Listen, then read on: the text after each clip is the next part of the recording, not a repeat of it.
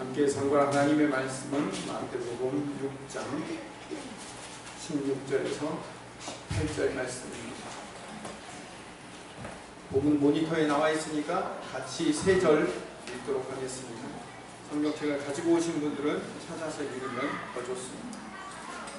3절을 같이 합독하도록 하겠습니다. 16, 17, 18절입니다. 같이 읽겠습니다. 금식할 때 너희는 외식하는 자들과 같이 슬픈 기색을 보이지 말라. 그들은 금식하는 것을 세상에게 이르려고 얼굴을 밝게 하라. 내가 진실로 너희에게 이르노니 그들은 자기 상을 이미 받았느니라. 너는 금식할 때 머리에 기름을 바르고 얼굴을 씻으라. 이는 금식하는 자로 사람에게 보이지 않고 오직 은밀한 중에 계신 내 아버지께 보이게 하려 합니다. 은밀한 중에 계시는 내 아버지께서 보시리라. 아멘. 현대 그리스도인들의 신앙의 척도를 사람들은 주일 성수와 11조로 이야기합니다.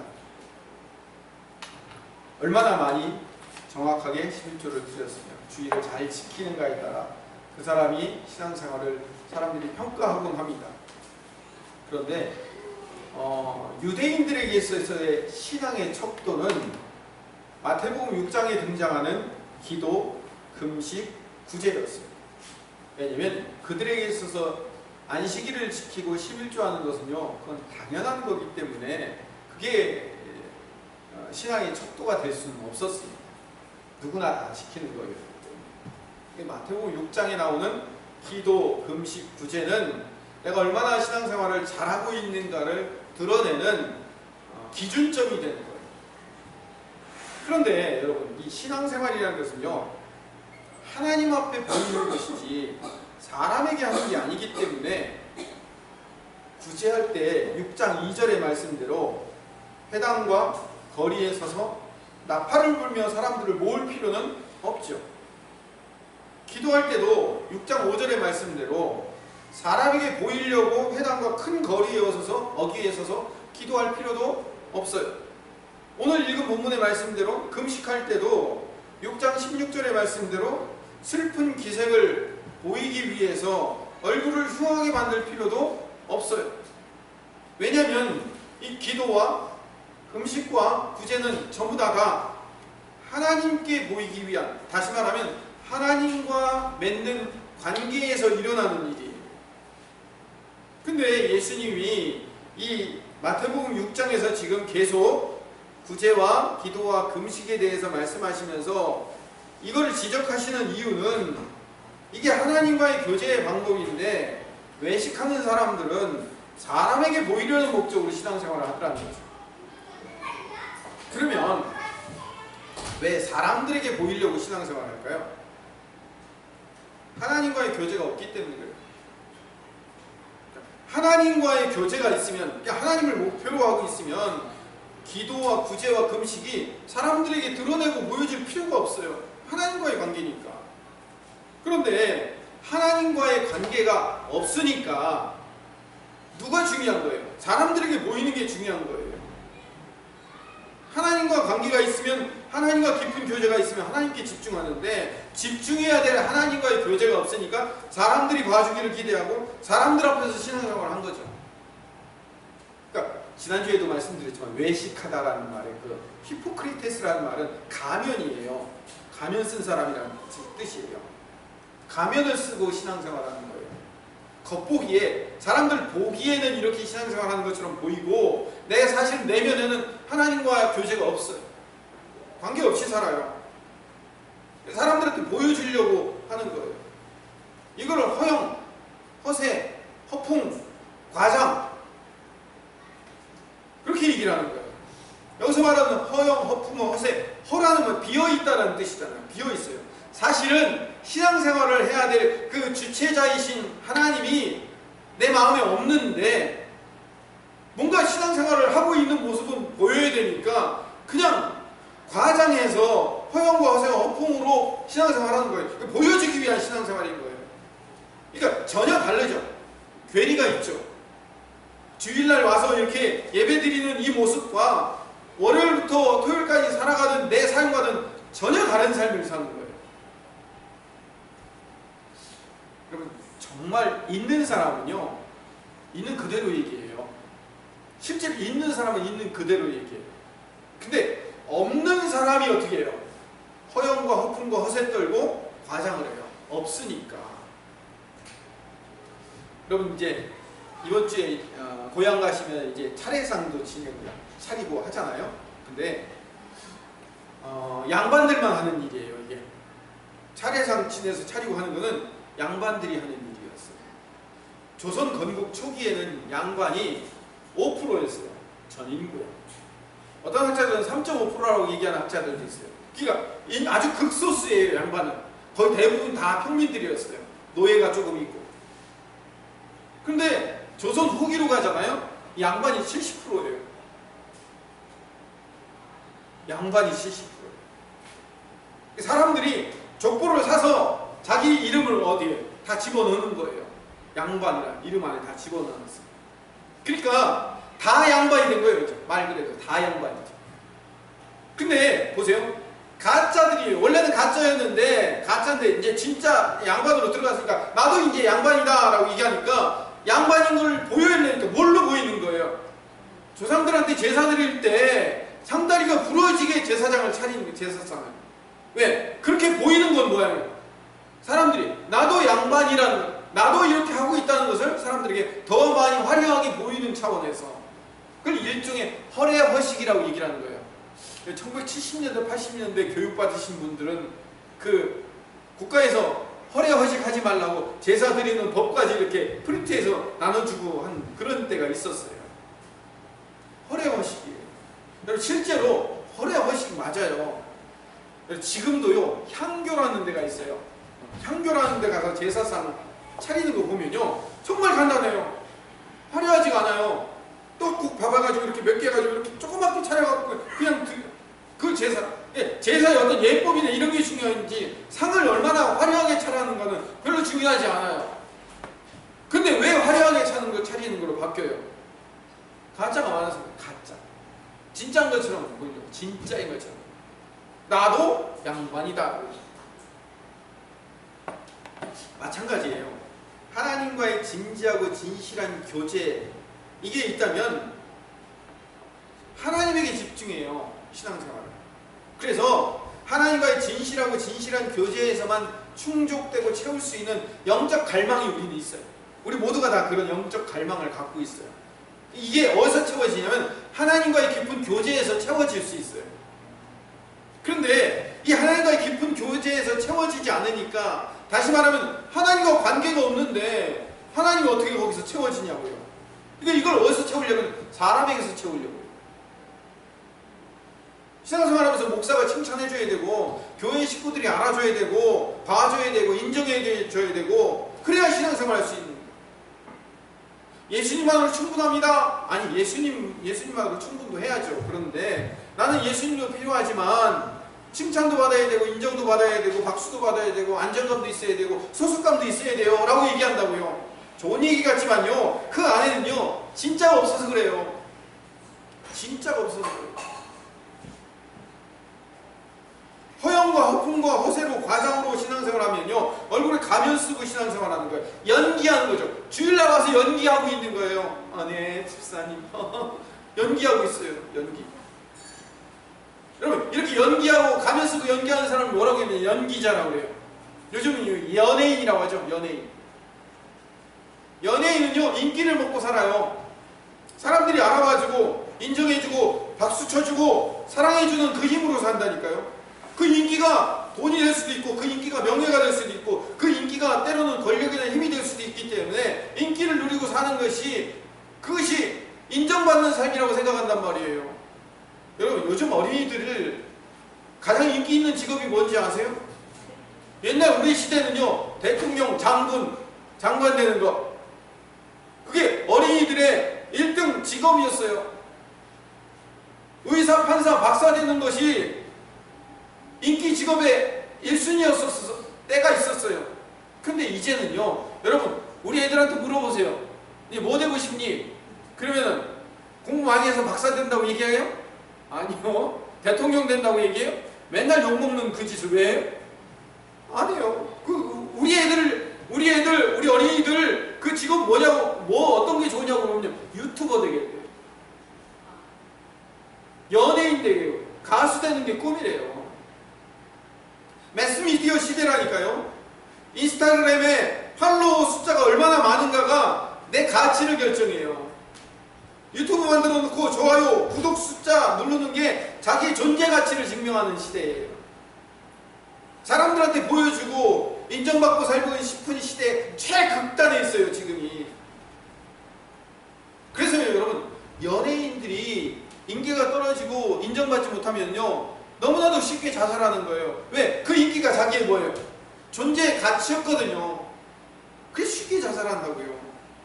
여러분 한번 생각해 보세요. 연예인들은요, 1년에 뭐 몇십억씩도 벌고 몇백억씩도 버는 연예인들이 있는데 왜 그들이 그렇게 도박하고 마약하고 왜 그럴까? 좀 돈도 많이 벌면서라고 생각할지 모르지만 여러분, 그들은요, 인기를 위해서 사는 자들이기 때문에 그 인기가 없어지면요, 그 인기 반응을 채울 수가 없으니까 그 마약과 도박이 쉽게 빠지는 거예요. 우리도 훨씬 쉽게 빠지는 이유가 바로 그거예요.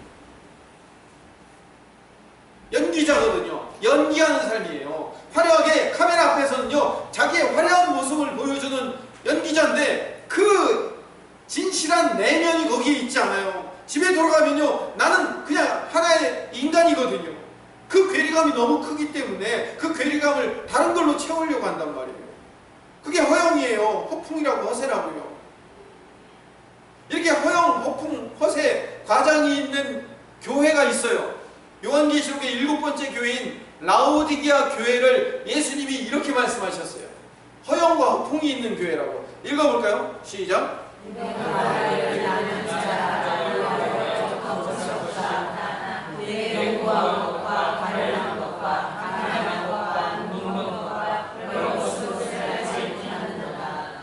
이 교회가 아니요, 거기까지만요. 예수께서 책망을 하셨어요. 라오디게아 교회를 향해서 영적인 상태가 니네들은 곤고하고 가련하고 가난하고 눈멀고 벌거벗은 상태다 라고 얘기를 하니까 이 라오디게아 교인들이 자기들은 부자래요. 부유하대요. 부족한 것이 없대요. 이렇게 착각을 하고 있는 거예요. 왜 그러냐면요, 겉과 속이 달라서 그렇거든요. 겉은요, 신앙생활 잘하고 있는 것처럼 보니까 화려해요. 직분도 화려하고요, 능력도 화려하고요, 화려한 모습으로 보이고 있어요. 근데 이 속은요, 속은 없어요. 하나님과의 깊은 관계는 없다고요. 하나님으로 만족하는 그 관계가 형성이 안 돼 있어요. 형성이 안 돼 있어요. 그러니까 외식하는 모습으로 가짜로 내가 신앙생활을 허영과 허풍과 허세로 보여주고 있는 것만 있다고요. 그래서 저요? 신앙생활 이렇게 잘하고 있잖아요 라고 얘기해요. 근데 아니야, 너 가난해, 너 눈 멀었어, 너 벌거벗었어, 네 가련한 인생 알고 있니? 라고 예수님이 말씀하시는 거예요. 이게 7번째 교회를 향한 말씀이에요. 오죽하면 예수님께서 이 라오디게아 교회를 향해서 문 밖에서 두드리고 있다고 얘기를 해요. 20절을 읽어봅시다. 시작. 볼지어다 내가 문 밖에 서서 두드리노니 누구든지 이에 음성을 듣고 문을 열면 내가 그에게 들어오다가 그와 더불어 그는 나와 더불어 먹으리라. 예수님이 지금 라오디게아 교인들, 그 성도들의 마음 안에 계셔요? 밖에 계셔요? 밖에 있잖아요. 밖에서 지금 어떻게 하시고 계셔요?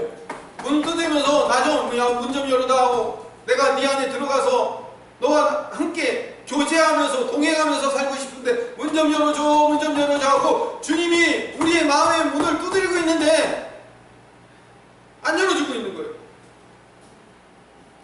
이게 쉽게 얘기해서 내용은 없어요. 그리고 형식만 있는 거예요. 형식에만 매달려 있는 신앙이 바로 가난한 신앙이고, 이 가난한 신앙이 마귀가 노리는 신앙이에요. 마귀가 야, 너 화려하게 신앙생활 밖에 외부로 할 거 다 해, 괜찮아. 근데 단 성령님이 네 마음 안에 들어가서 너와 함께하는 동행하는 삶, 그건 하지 마. 내면에서 하나님과 교제하는 그건 하지 말고 밖으로 화려하게 외형적으로 하는 건 다 해, 괜찮아. 이게 마귀가 우리에게 요구하는 거예요. 하나님과의 깊은 교제, 하나님과의 만남, 하나님이 내 안에 계셔서 나와 함께 하심을 경험하는 그게 진짜 신앙인인데 그걸 해야 되는데 마귀가 그거는 중요하지 않고 너 지금 사람들 앞에 보여줬다는 것으로 성취감을 느끼고 살아라라고 얘기를 해요. 네 안에서 성령님이 너와 함께 교제만 안 하면 돼. 형식과 외형에 심취하도록 만들어. 너 헌금도 많이 내고 봉사도 많이 하고 외적으로 할 거 많이 해. 그러나 이 내면에서 하나님과의 깊은 교제는 그건 하지 마. 마귀의 속상이야. 여러분 이렇게 내면은 없는데 외형적으로만 신앙생활하는 이게 뭔지 아세요? 이거를 가라지라고 불러요. 가라지. 쭉정이란 말이에요. 동사를 지어서 알곡이 없는 거 그걸 뭐라고 얘기하죠? 쭉정이라고 얘기하죠. 가라지라고 얘기하죠.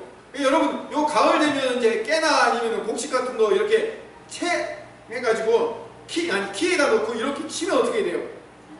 날라가죠. 뭐 알곡은 안으로 들어오고 쭉정이는 날라가. 왜 날라가죠? 그 안에 뭐가 없기 때문에. 알맹이가 없잖아요. 알맹이가. 우리 신앙에 알맹이가 없는 거예요. 이거를 쭉정이라고 해요. 예수님이 쭉정이와 가라지는 어떻게 하신다고 그랬어요? 다 불에 태운다고. 뭐만 곡식 창고에 넣는다고 그랬어요? 알곡만 하나님의 곡식 창고에 넣는다고 얘기하시잖아요. 우리가 아무리 많은 형식적인 행동을 했을지라도 내용이 없으면, 성령님이 내 안에 오셔서 나와 교제하는 이 내용이 없으면 다 쭉정이에요. 다 쭉정이라고요. 신앙은 하나님과의 교제예요. 이거 없으면 여러분 지금까지 몇십 년을 신앙생활에 아무 유익이 없어요. 하나님과의 교제는 뭔지 아세요? 하나님의 인정을 받고 하나님의 칭찬에 만족하고 하나님의 박수받기를 즐겨하고 하나님의 사랑의 풍성함을 경험하고 그것에 만족하고 그걸 즐기는 삶이에요. 이게 부유한 신앙, 알곡신앙이라고요. 그렇기 때문에 이렇게 부유한 신앙의 전형적인 특징은 뭐냐면 하나님의 언약을 믿고 하나님의 일하심을 기대하고 바라는 믿음의 사람이에요. 믿는 사람, 하나님의 약속과 언약을 믿고 그분의 일하심을 믿는 믿음의 사람이에요. 부유한 신앙이죠. 믿음을 갖고 사니까. 어려운 일, 힘든 일 닥쳐도 에휴, 하나님이 함께 하실 거야. 하나님이 있으신데, 하나님이 지금 나와 함께 동행하고 있는데 이 어려움 반드시 넘어갈 거야. 이길 거야. 하나님이 전에도 이렇게 하신 것처럼 이번에도 이렇게 하실 거야. 전에는 이런 방법을 쓰셨지만 이번에는 더 새로운 방법으로 나를 인도하실 거야 라는 기대감, 믿음으로 사는 거예요. 그게 하나님과 교제가 성립되어 있는 사람이란 말이에요. 아멘? 네, 그런 사람 부유한 신앙, 알곡신앙이란 말이에요. 반대로 형식은 화려한데 이 안에 하나님과의 진짜 교제가 없는, 하나님을 신뢰하는 이 믿음이 없는 사람은, 가난한 쭉정이 신앙들은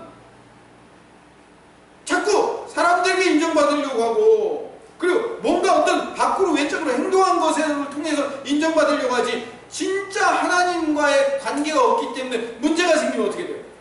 금방 주저앉아요. 왜? 하나님에 대한 신뢰가 없기 때문에 자꾸 사람을 찾고 내 방법대로 하려고 하고 내 의지대로 하려고 하고 내 방법만 찾는 거예요. 자꾸 내 방법. 말로는 하나님의 방법을 찾는다고 하죠. 그러면서 자기 좋은 방향, 자기가 좋아하는 쪽, 자기가 원하는 쪽의 이야기들을 하면 그게 마치 하나님의 방향, 하나님이 말씀하신 것처럼 하면서 자꾸 자기가 좋아하는 것을 쫓아다니면서 그게 하나님 방법이래요. 아니, 그거 아니에요. 하나님을 신뢰하는 거예요. 믿는 거예요. 기도, 구제, 마찬가지로 금식도요. 하나님과의 교제에 초점이 있는 거예요. 금식의 진정한 의미가 뭔지 아십니까? 금식의 진정한 의미는 하나님의 은혜가 아니면 나는 아무것도 아니면 고백하는 신앙행위예요. 그게 금식이에요. 밥을 굶는 게 금식이 아니고, 그럼 밥 안 굶어도 되는, 그게 아니라 밥을 굶는다는 그 의미 안에는요, 다이어트 하기 위해서 굶는 게 아니잖아요. 그렇죠? 금식의 의미가 뭐예요? 하나님, 그분과의 교제가 아니면 나는 아무것도 아닙니다 라고 고백하는 신앙행위예요. 다시 말하면 하나님께 절대적으로 의지하는 절대 의지와 절대 순종의 신앙 고백이 금식이에요. 여러분 왜 기도가 똑같아요. 그래서 예수님이 뭐라고 말씀하시냐면 기도와 금식 이외에는 이런 유가 나갈 수 없느니라고 해서 기도와 금식을 같은 위치에 놓고 있어요. 기도는 왜 기도예요? 내가 내 방법으로 하면 돼야 안 돼요? 안 돼요. 안 될 뿐만 아니라 안 되져요. 그러니까 누구를 찾는 거예요? 하나님 살려주세요. 하나님 도와주세요. 하나님의 방법으로 이 문제를 해결해 주세요라고 하나님을 부르짖고 찾는 것을 뭐라고 얘기하면 기도라고 얘기하죠. 금식도 마찬가지예요. 똑같은 거예요. 금식도 하나님이 필요합니다. 내 힘으로 이 문제를 해결하지 않고 하나님으로 해결하게 해주시옵소서라고 내가 내 힘을 끊어내는 것, 내 방법을 끊어내는 것, 이걸 뭐라고 하면 금식이라고 합니다. 하나님의 힘 중심으로 살겠다는 거예요. 예수님을 의지하고 믿음으로 사는 것은요, 예수님께서 보여주셨어요.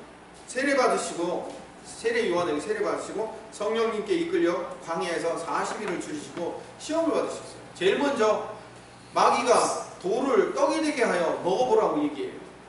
40일을 굶주렸단 말이에요. 거의 죽기 직전이에요. 그런데 예수님께서 뭐라고 응답을 하시냐면 사람이 떡으로 사는 것이 아니고 하나님께서 주신 말씀으로 살아야 된다라고 선포하시는 거예요. 이거를 진정한 금식이라고 얘기하는 거예요. 금식은 밥 안 먹는 게 중요한 게 아니고 하나님을 의지하고 믿음으로 살겠다는 선언이에요. 두 번째 시험을 주시네요. 예루살렘 성전 꼭대기에 올라가서 뛰어내리래요. 그러면 천사들이 와서 딱 받쳐주겠다는 거예요. 다시 말하면 여기 예루살렘 성전 꼭대기가 지금으로 얘기하면 명동 한복판이에요. 광화문 한복판이라고요. 많은 사람들이, 모든 사람들이 모여서 있는 다운타운 한가운데 세상에서 네가 기적을 보여주고 네가 세상에서 이런 능력들을 행함으로 말미암아 네가 이렇게 대단한 존재라는 것을 세상에 한번 보여주라는 거예요. 그때 예수님이 뭐라고 대답하는지 아세요? 주 너의 하나님을 시험치 말라고 말씀하셔요. 세상의 인기로 살지 않겠다고 하시는 거예요. 하나님이 주신 믿음으로 살아야 되겠다고 말씀하시는 거예요. 성도들임에도 불구하고 우리는 종종 하나님을 시험하고 살아요. 어떻게 시험? 저 하나님 시험 안 했는데요? 아니요, 여러분 하나님 시험하고 살아요. 하나님 이거 해주시면 제가 이렇게 할게요. 살아계신 하나님이 있다면 저 이렇게 해주세요. 그럼 제가 하나님 믿어드릴게요. 이게 뭐예요? 하나님 시험하는 거예요. 여러분 하나님과 그 깊은 교제가 있는데 하나님과의 그 만남과 그 성령 하나님이 내 안에 계셔서 나와 함께 하시는 그런 교제가 있는 사람이 하나님 이거 해주시면 하나님 살아계시면 인정할게요. 하나님 이거 해주시면 내가 이렇게 영원히 헌신할게요. 이 땅으로 거래를 하고 있냐고요. 살아계신 하나님이 여기 계시다면서 그런 거래를 하고 있는 그 사람이 진짜 하나님이 여기 계신 사람 맞아요? 아니죠. 가짜들이죠. 외형적으로 겉으로만 화려하게 신앙생활을 하는 것처럼 허풍 떨고 있고 허세만 있지 진짜 하나님과의 교제가 없는데, 그러니까 없으니까 하나님 이거 해주시면 이거 할게요.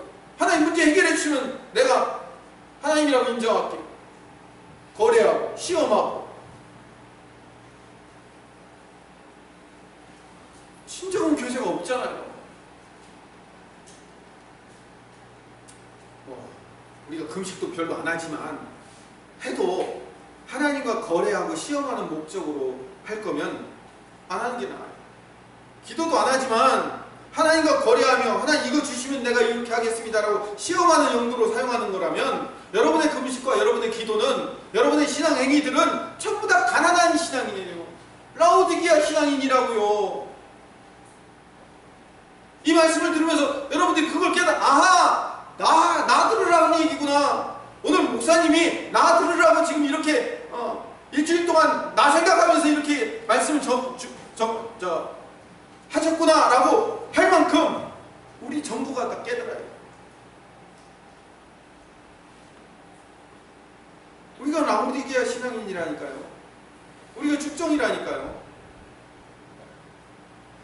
금식은 하나님 앞에서 나의 필요를 채우기 위해서 생떼 부리면서 밥 안 먹겠다고 외치는 게 아니에요. 애들 뭐 가지려면 어떻게 돼요? 나 밥 안 먹어. 그러잖아요. 그게 금식이 아니에요. 금식은 하나님의 힘만으로 살 수밖에 없다는 외침이며 고백이라고요. 믿음의 고백이에요. 자 보세요. 하나님만 의지하며 믿음으로 살 수밖에 없기 때문에, 하나님이 반드시 일하기 때문에 어떤 상황이든 환경이든 하나님이 이 문제를 해결해 줄 것이라는 기대를 가지고 믿음으로 살아가는 사람이 금식의 삶을 사는 사람이라고요. 어떻게 되겠지라고 내가 할 일은 안 하고 내팽개치는 삶이 아니고, 믿음과 그거는 전혀 달라요. 전혀 다른 거예요.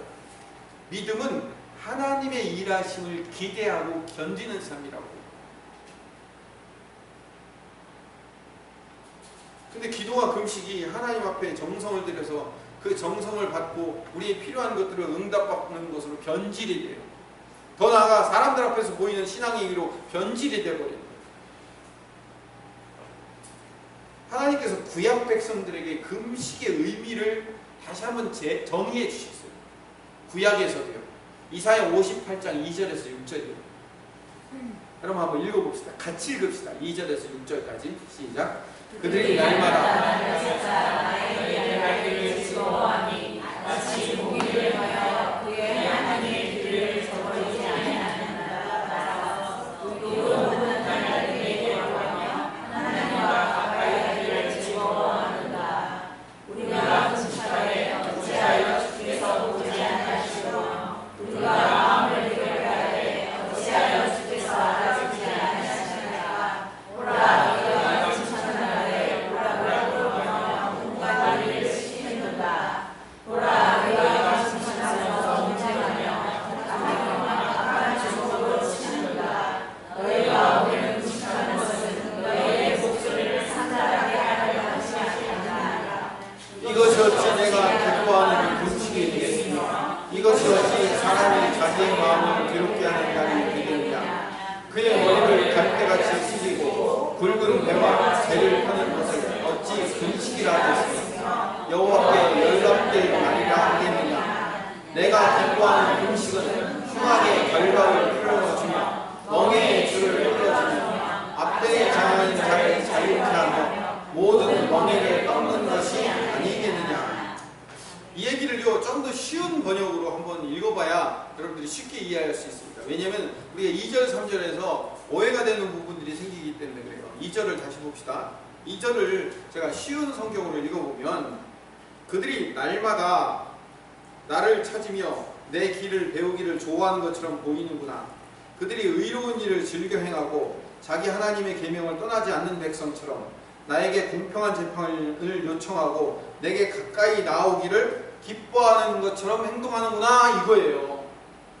사실은 그렇게 하지 않으면서 겉보기 외형적으로만 하나님을 잘 섬기는 것처럼 하나님을 잘 섬기는 척하고 있다. 그게 2절의 이야기예요. 그래서 3절로 넘어가서 우리가 금식을 하되 어찌하여 주께서 보지 아니하시며, 이거를 쉬운 성경으로 읽어볼게요. 그들이 말하기를 우리가 금식을 했는데도 주께서 보지 않으셨습니다. 우리가 스스로 괴롭히며 기도하였는데도 주께서 알아주지 않으셨습니다 라고 말한다. 이게 무슨 얘기냐면, 왜 우리가 이렇게 애써서 나를 괴롭히게 하도록 하나님 앞에 금식하고 기도하고 애를 쓰고 있는데 왜 내가 원하는 것을 안 들어주시고 왜 내 기도를 응답 안 해주십니까? 라고 항변을 하고 있더라는 거죠. 3절에. 그러면 이 이스라엘 백성들이 금식하며 기도하는 목적이 뭐예요? 자기의 필요를 채우려고. 날마다 하나님을 찾고 하나님의 길을 배우기를 좋아하는 것처럼 보이며 의로운 일을 즐겨 행하고 하나님의 계명을 떠나지 않는 것처럼 행동하며 하나님께서 심판하시고 하나님께서 일하시기를 기다리는 것처럼 행동하는 것처럼 밖으로 외형적으로는 보이는데 실제로는 하나님과 깊은 교제가 있는 척 신앙생활을 하고 있지만 사실은 내 안에서 금식하는데 왜 안 들어줘요? 라고 얘기하면서 뭐 하는 거예요? 자기의 필요를 채우는 데만 집중해 있더라는 거예요. 자기 필요 채우고 자기가 지금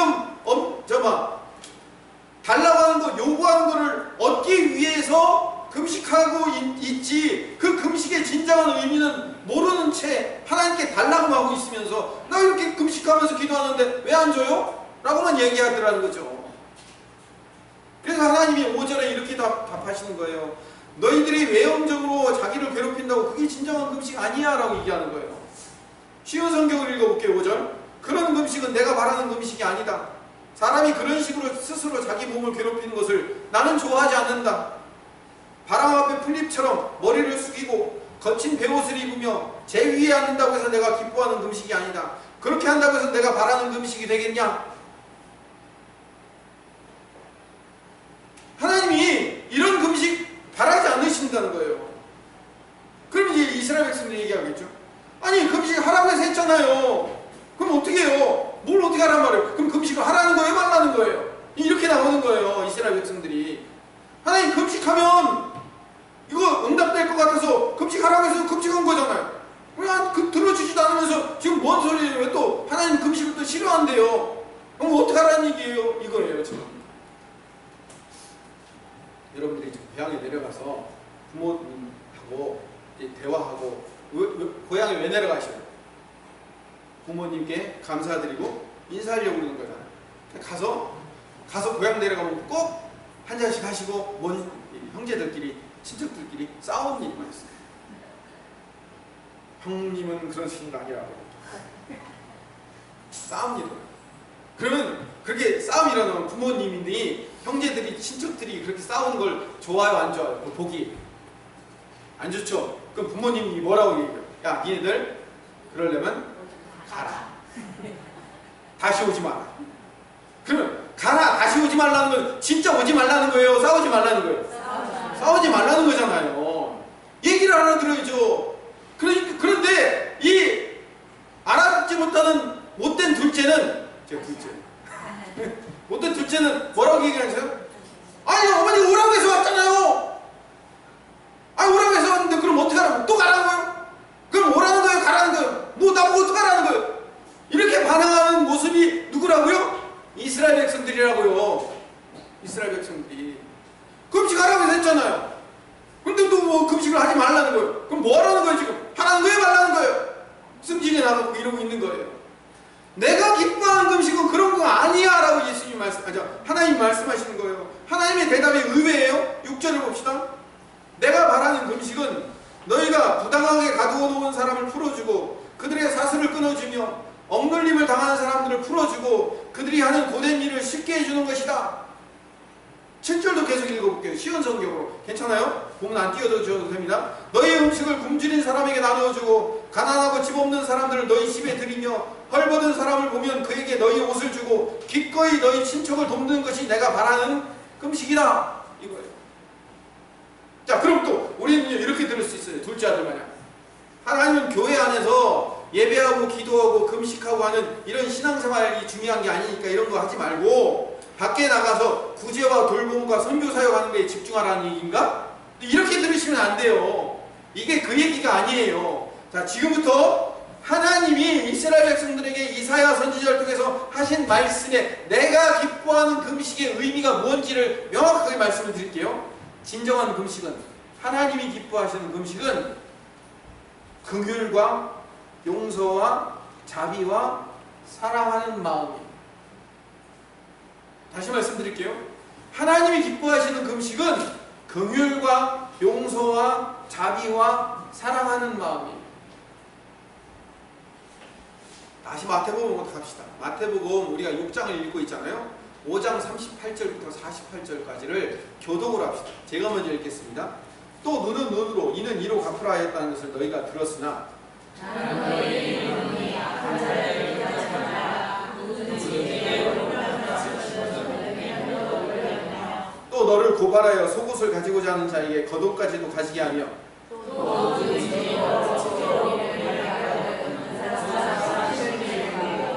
내가 구하는 자에게 주고 내가 꾸고자 하는 자에게 거절하지 말라.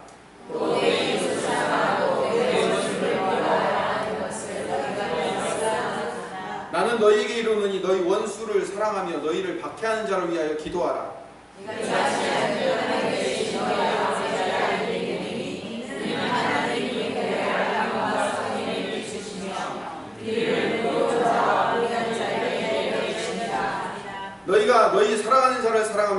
사랑이 있으리요 세리도 이같이 아니하느냐.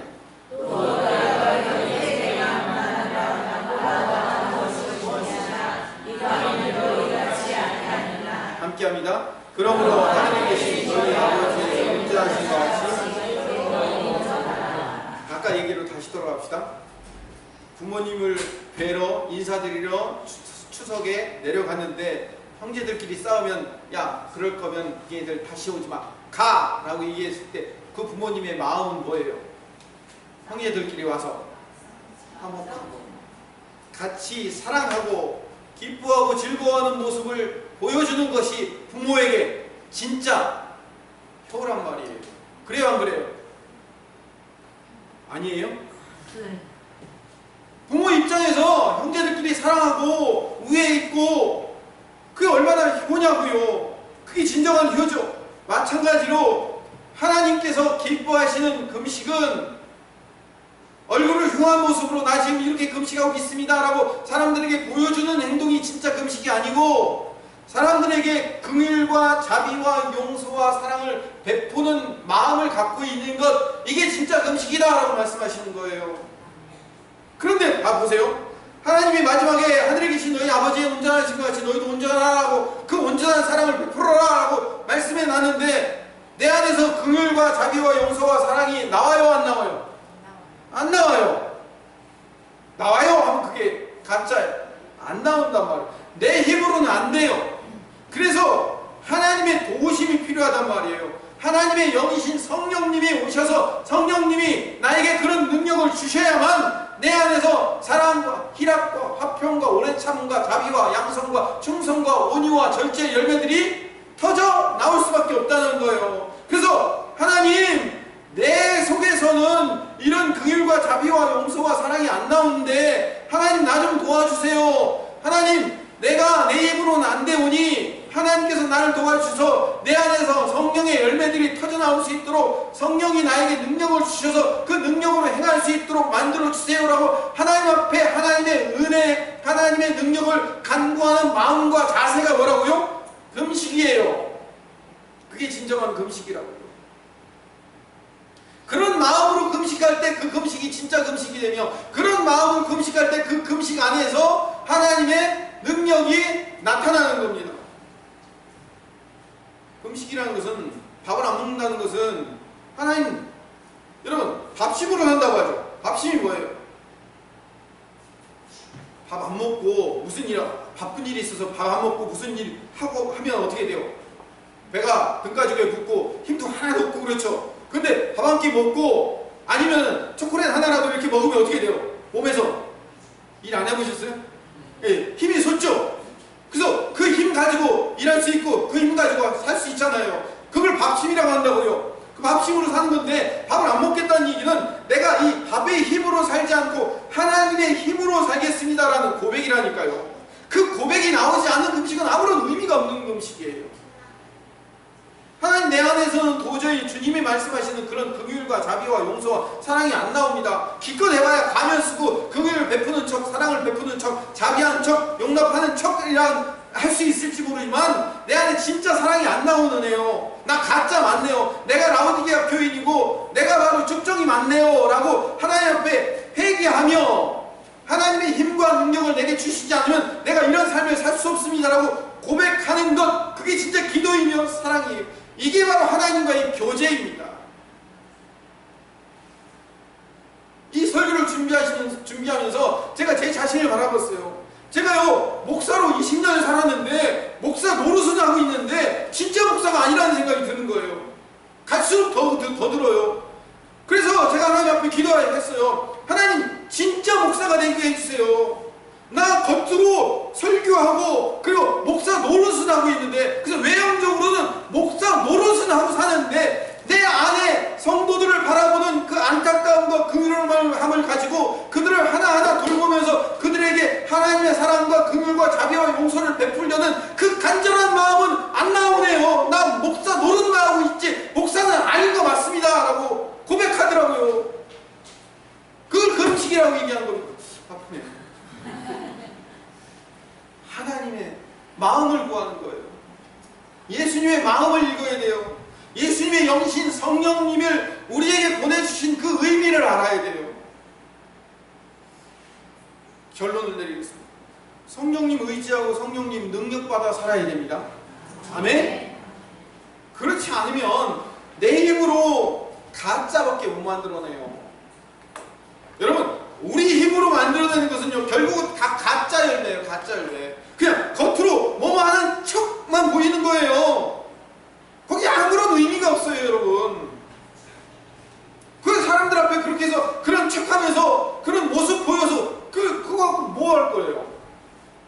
아무런 천국의 상급이 되긴 해요. 뭐래요? 그냥 사람들 앞에 그냥 보여줄 뿐이에요. 그걸 하지 마세요. 여러분들 그거 한다고 해서 무슨 큰 상급이 있고 그거 안 한다고 해서 큰 벌이 있는 거 아니에요. 어차피 여러분 안에서는 뭐가 나올 수 없어요. 성령께서 주시는 능력으로 힘으로 은사로 삽시다. 성령의 도우심을 구합시다.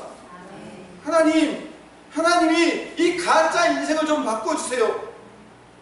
이 가짜 인생을 바꿔서 진짜 인생으로 좀 바꿔주세요. 사람들을 보면 누구나 가면 믿지 않는 사람을 보면 그 사람이 구원 얻어야 되는데 라고 그 간절하고 애통한 마음을 주고, 또 믿는 사람을 봐도 그 사람이 연약하고 나약한 모습들을 보면 그 사람에게 베풀고 나눠주어서 그 사람들이 회복하고 그 사람들이 돌아온 것에 대해 기쁨을 누리는 그 진짜 긍휼의 마음을 주십시오라고 간절하게 하나님 앞에 구하는 자세가 필요해요. 그게 뭐냐면 먼저 그의 나라와 그의 의를 구하는 삶이라고요. 보세요, 여러분. 하나님의 나라와 하나님의 의를 구하는 사람은, 보세요, 하나님의 나라와 하나님의 의를 구하면 하나님의 나라를 이 땅에 주시옵소서, 하나님의 의가 이 땅에 펼쳐지게 해주시옵소서, 이렇게 기도하는 것도 물론 하나님의 나라와 하나님의 의를 구하는 거죠. 그런데 그 중보기도하는 극소수의 사람들의 이야기고, 우리 모든 그리스도인들의 하나님의 나라와 하나님의 의를 구하는 삶이라는 것은 뭐냐면, 제가 수십 번 수백 번도 얘기했을 거예요. 하나님의 나라는 장소의 개념이 아니고 통치의 개념이에요. 장소, 어떤 이 장소에 임하는 게 아니고 뭐라고요? 통치가 어디에서 통치가 되는 거예요? 여기가 하나님의 나라잖아요. 여기를 우리 성전이라고 얘기하고 여기를 교회라고 얘기하잖아요. 여기가 하나님의 나라예요. 하나님의 나라가 임해야 돼요. 어디? 여기 임해야 된단 말이에요. 이 사람들에게 임해야 된단 말이에요. 하나님의 나라, 하나님의 의가 뭐예요? 긍휼과 사랑과 용서와 자비가 펼쳐지는 것, 그게 하나님의 의가 펼쳐지는 거죠. 그 하나님의 의가 어디에 펼쳐져야 돼요? 여기에 펼쳐져야 되잖아요. 사람들의 마음에 펼쳐져야 되잖아요. 그러니까 하나님의 나라와 하나님의 의를 구하는 삶이라는 것은 한 사람, 한 성도, 물론 믿지 않는 사람도 믿지 않는 한 사람 한 사람에게 예수 그리스도의 사랑이 부어지고, 그들에게 하나님의 사랑이 심겨져 용서와 긍휼과 사랑과 자비하심이 나를 통하여서 하나님의 놀라운 저수지에 있는 그 사랑하심이 나라는 통로를 통해서 그 사람들에게 전달되는 것, 그걸 뭐라고요? 하나님의 나라와 하나님의 의를 구하는 삶이라고요. 그래서 우리에게 하나님의 사랑과 자비와 긍휼하심과 그 인자하심을 우리를 통로로 해서 사람들에게 베풀고 나눠주는 그 삶, 그게 뭐라고요? 하나님의 나라와 하나님의 의를 구하는 것. 그거에 집중하고 있으면 먼저 그의 나라와 그의 의를 구하라. 그리하면, 마태복음 6장 33절 같이 읽어봅시다. 마태복음 6장 33절 시작. 그런즉 너희는 먼저 그의 나라와 그의 의를 구하라. 그리하면 이 모든 것을 너희에게 더하시리라. 이 모든 것이 뭐예요? 여러분의 필요, 여러분이 원하는 것, 여러분들이 문제가 있을 때 그 해결될 방법, 그 모든 것들을 하나님이 여러분이 구하지 않아도 다 채워주실 거예요. 하나님은 우리가 구하지 않아도 우리의 필요를 아시는 분이에요. 모르셔요? 아시는 분이십니다. 우리가 어디에 집중해야 되는지를 알아야 돼요. 하나님과 내 문제를 해결하기 위해서 하나님과 금식하고 기도하면서 거래하고 있고 하나님을 시험하고 있고 정말 전부 다 내 문제에만 집중하고 있으면 그건 하나님의 나라와 하나님의 의를 구하는 삶이 아니에요. 우리 전부 다 자기 자신에게 빠져있어요. 이 자기 자신에게 빠져있다는 건 전부 다 뭘? 가짜들인 거예요. 가짜. 우리 전부 다 가짜예요.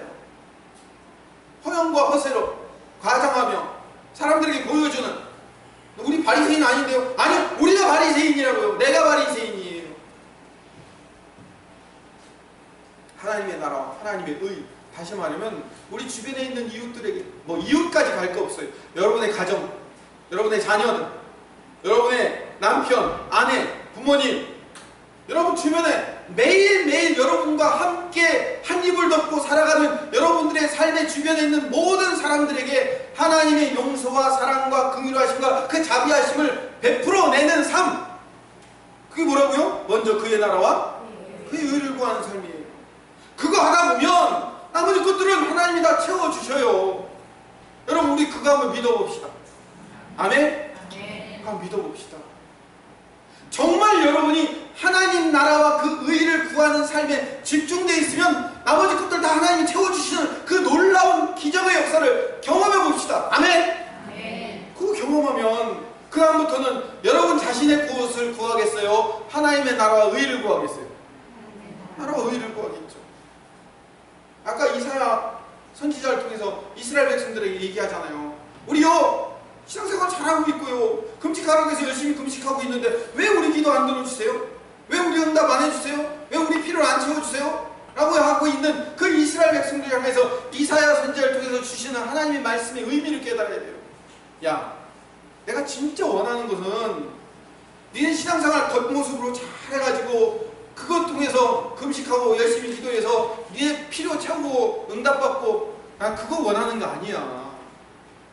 너 네 주변에 있는 이웃들에게 사랑과 용서를, 이웃이라고 할 것도 없어. 여러분의 가장 가까운 가족들부터 사랑하고 용서하고 자비를 베풀고 함께 하면서 그들에게 하나님의 사랑을 전달하기 위해서 애쓰는 그 모습부터 출발하고 있으면 내가 네 필요 다 아는데 그거 안 채워주겠니?